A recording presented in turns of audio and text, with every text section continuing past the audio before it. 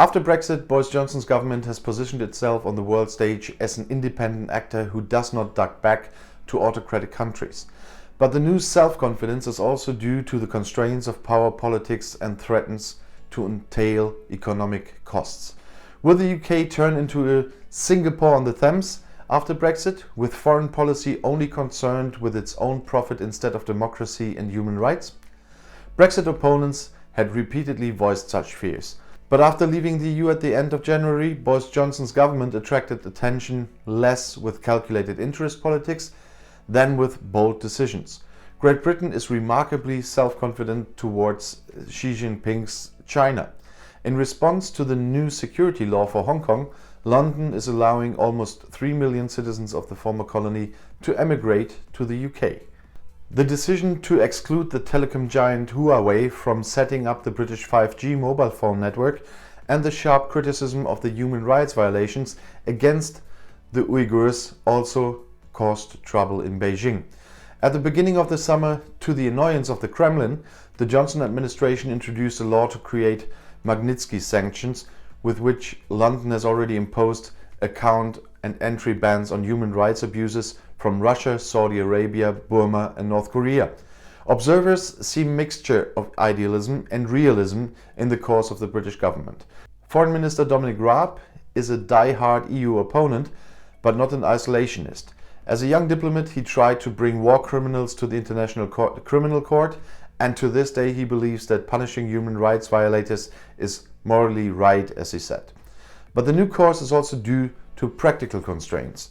Johnson, who had so far shown little fear of contact with the Chinese party dictatorship, tried at the beginning of the year to involve Huawei at least partially in the development of the British 5G network for economic reasons. In July, he had to call for a withdrawal because of Trump's campaign against Huawei, but above all because of a rebellion by backbenchers who are critical of China, who have become a power factor in the Conservative Party in the wake of the corona crisis.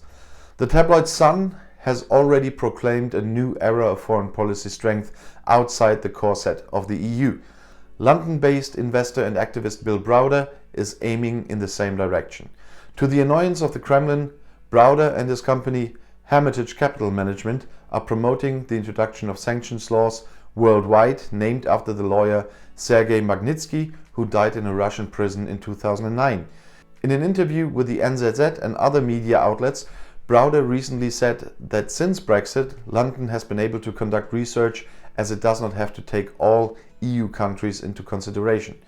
Great Britain could have passed a Magnitsky law as an EU member, as the example of the Baltic states shows. But according to Browder, most EU countries refrain from national sanctions laws in order not to anticipate the lengthy efforts to introduce a Magnitsky law at European level. The last British governor of Hong Kong and former EU Foreign Commissioner Chris Patten argues very differently. In July, he welcomed the British government's tougher approach towards China, but also emphasized that Great Britain would lose influence after Brexit. Because London could have defended Hong Kong's interests within the EU and could have countered China's efforts to divide the EU countries and thus the West apart. What is certain is that Great Britain has left a void in Brussels. London was one of the loudest advocates of the Russian sanctions in the aftermath of the Ukraine crisis. It is now unclear how closely London will work with the EU. Foreign Minister Raab recently indicated that his country could participate in EU sanctions against Belarus. However, to the disappointment of Brussels, it is not a primary goal for London to contractually consolidate foreign policy cooperation as part of the intended Brexit free trade agreement. Rather, London is trying to position itself as an independent actor who seeks selective cooperation with the EU, but also with other forums. Statements on Hong Kong are coordinated with the USA, Canada, Australia and New Zealand, with whom London exchanges intelligence information under the Five Eyes Agreement. In addition, Great Britain has proposed a new forum of 10 larger democratic countries, the D10, which, in addition to the group of the 7 leading industrialized countries, the G7, should also include South Korea, India and Australia. It remains to be seen how consistently Great Britain will continue to pursue its idealistic course. Dispensing with Huawei technology will significantly delay the development of the 5G network and make it more expensive. At the same time, new trade barriers will arise in relations to the EU market in 2021, regardless of the outcome of the Brexit free trade negotiations. If Great Britain turns away from Europe and at the same time offends China and Russia, the economic costs threaten to accumulate, especially since the USA is an unreliable partner. Trump does express sympathy for Brexit, but did not show any appreciation in the free trade talks with London. Should Joe Biden win the presidential election in November, he would be keen to see Great Britain appear as an active partner and transatlantic link on the world stage. A trade agreement with London would hardly be at the top of the list of priorities, even for Biden.